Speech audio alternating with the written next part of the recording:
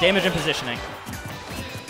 Let's see how this ends up playing out, because Mudomo has been on fire lately. I've been seeing him play at a lot of friendlies, and the dude has been figuring things out a little bit at a time. I think he could be a consistent PR player, but at the moment, he's having a hard time playing against Lucas. Yeah, it looks like that jab is causing a huge amount of trouble for him in his punish game. It's a little bit faster than he seems to expect, but he finds his way in right under that Lucas Zair. Let's see what kind of edge get set up he has. I guess Lucas makes it back on, okay. So right now, it's hard for either of them to keep a solid advantage state, especially since this early in the game, when you don't really have a good feel for what type of person your opponent is, essentially. Going for those early game edge guards is actually really risky, because forfeiting that early game stage control, that's where you snowball. Exactly. You give your opponent some solid opportunities. There's going to be a follow-up here, but CrispyTacoz misses it once again. Looks like he's reading the DI, but he's not using the proper move. Finally getting the up air and sitting at a pretty decent percent here. It's just hard for Fox to come in if you don't know what aerial is going to be thrown out. Nair is going to be something that's just going to stuff Fox pretty badly. And then you always have to watch out for fair, because you can do fair very low to the ground, and it's a very solid knockback to push him right back to the point where he needs to figure out another way to get in.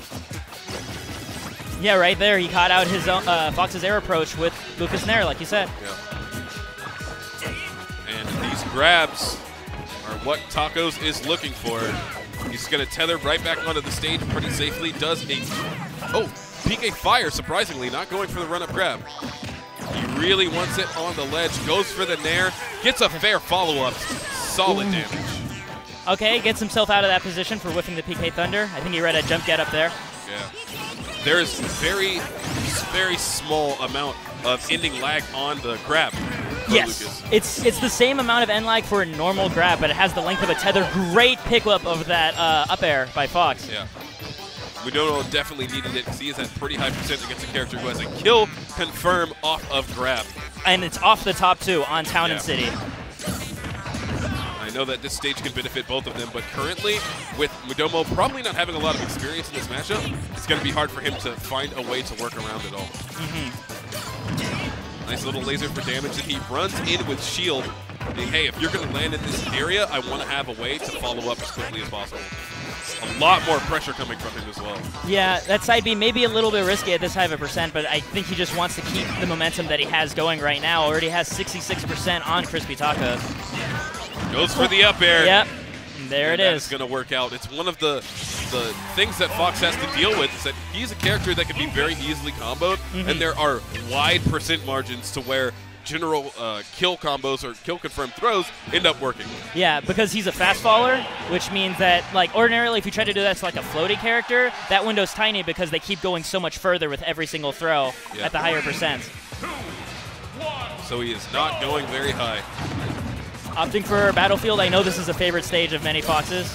Plenty of room to roam around. It has a much larger ceiling, so he's hoping to stay alive against those kill confirms that he was dying to last game. CrispyTacoz is playing amazing right now, showing off the potential that Lucas has in the neutral, because a lot of the time we just see PK fire to keep your opponent out, but he also has a lot of tools to pressure his opponent that are fairly safe. He's got Zair, he's got Nair, which is a great option against Fox, who's going to be working with his body box more than anything. Yeah. And right now what it looks like it's going to have to happen is Mudomo's going to need to catch on to that like zoning pattern, that air presence that CrispyTacoz has, and like try to take it into account a little bit more and not get baited so quickly into getting hit by something. Because almost every one of these jumps, CrispyTacoz has thrown out a move. So the moment you see him leave the ground, you need to actually anticipate the fact that you need to guess what move is he going to throw out right now and time your shield accordingly. Yeah. That's the most realistic option. And up air going to kill. And lets him recover at the same time. Lucas looking a lot like Ness with that up air right now. Okay, whenever he's directly on shield, you see the Nair come out, and then CrispyTacoz tries to go for a follow-up Nair. And if they're a little high, he'll go for the forward air. And Mudomo, though, doesn't have a lot of options to deal with that, except for waiting for that second attack and trying to punish the landing. It's such a terrible position if like you block something and you're like, okay, now I have to guess the second move if I want to even punish. And so far, it's looking like at this point, CrispyTacoz puts himself in a bad spot, but he should be able to make it back. Yeah, because that has so much further distance than Ness's. Yeah. A lot of players make that mistake in this matchup.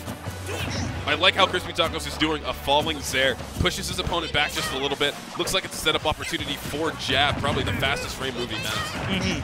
Mudomo, though, almost gets a good catch opportunity for up smash, but instead he goes for a back air, did not end up getting it, and CrispyTacoz has control of the air. Good on Crispy to just try to hold on to stock as long as possible, recognizing the difficulty that Fox is having closing this out. And now at this percent, if Mudomo makes the wrong approach and gets grabbed for it, he could die. Yeah, that could be it. Already Lucas at full rage in 3%. That up air is most definitely going to kill him.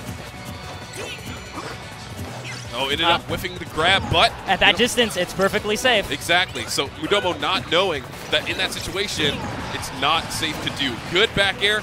Having that platform is a really safe way to lock it up.